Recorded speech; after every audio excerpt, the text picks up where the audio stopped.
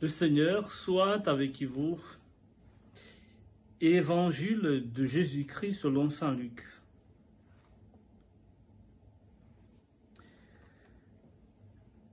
En ce temps-là, Jésus, marchant vers Jérusalem, traversait la région située entre la Samarie et la Galilée.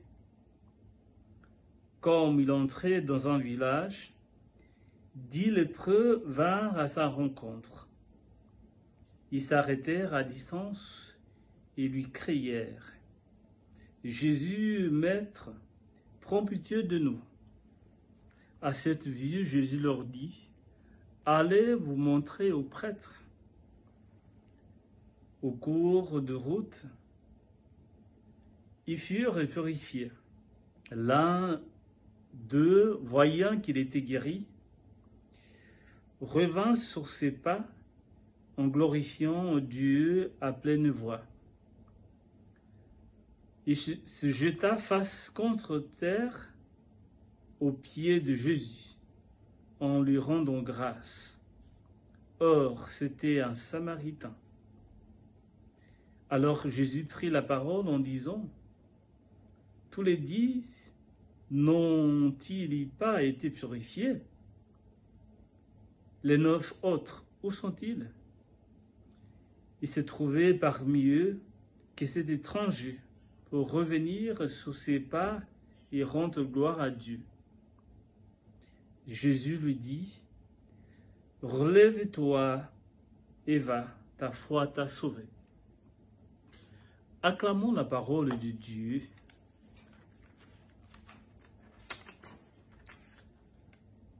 Nous connaissons évidemment cette parabole, frères et sœurs. La parabole des 10 lépreux qui sont allés demander à Jésus la guérison.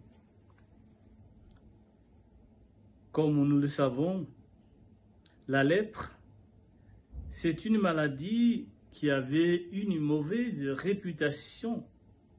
Et c'est la raison par laquelle cette maladie était considérée comme une punition de la part de Dieu. On estimant, dans ce cas, que chaque personne ayant cette maladie avait évidemment commis des péchés graves. Selon cet évangile, parmi les 10 lépreux, il y avait un Samaritain. Et nous connaissons évidemment des bonnes histoires des Samaritains. Et c'est la seule personne qui a pris la décision de se retourner afin de remercier à Jésus pour sa guérison. Évidemment, cet évangile nous propose beaucoup de pistes pour notre méditation d'aujourd'hui, parmi laquelle la gratitude. Alors que tous les 10 personnes ont été guéries,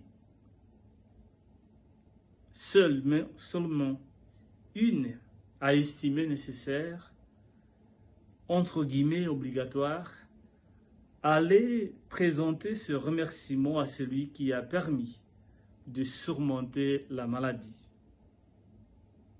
Donc, frères et sœurs, cet évangile nous permet nous aussi de nous poser certaines questions par rapport à la gratitude.